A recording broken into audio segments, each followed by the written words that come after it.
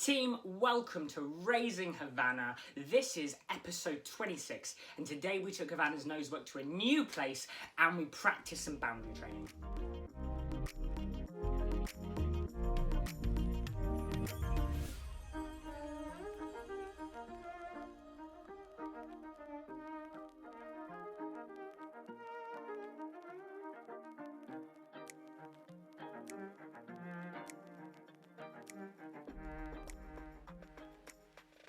So my scent work instructor has given me a new challenge with Havana. It's to take some of these basic activities that we've been doing, the coin indication, the little tracks, and do them out and about in different places. So I picked a local car park. We've not done a lot of hard surface scent work or tracking with her, and we started off with just some basic coin indication work. Now this was difficult for Havana because again, we've never tried it in that specific context or in that specific area.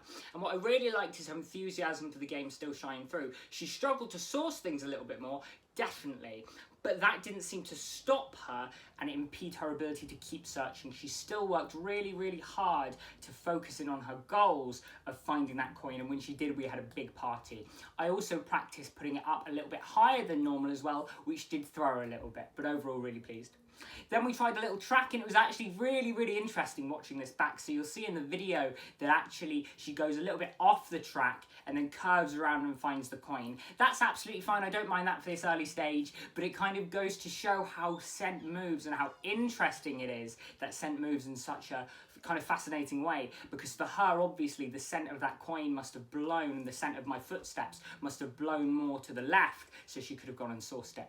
We then tried a little search up on some wood chip on a log that had been knocked over, and again she did really well. I popped it up high. That's not something I've done a lot with her, so pushed her a bit, but she still managed to source it and work it. You'll see as well the way that she decided to work it was really interesting. After she knocked it off the first time, she decided to actually go around the back. Now again, for whatever reason, that was the way she was sourcing the scent. She followed her nose, and what I love about her now is that she's making decisions. So she's making an accurate assessment of where is that scent trail gone, how can I find it, and she's doing it in such a way that's her own. That's not the way that would have made sense to us, but for her it did. And I'd rather have a dog who was independently making decisions than just following my lead, because I'm not a dog. I don't know how her nose works completely, and I don't know how that scent trail is forming. I can only theorize.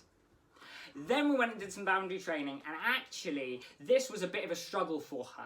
We have not done as much boundary training as I would have liked this because I've been focusing so much on nose work and the recall and toy play. But there's something we need to get on board with, because as you can tell, she's a little bit unsure. I'll move away and she'll come off the boundary and I have to go back over and cue her again. And overall, it just wasn't quite working out the way that I wanted it to. The reason for this is simple. I've just not put in the work and I'm asking too much of her.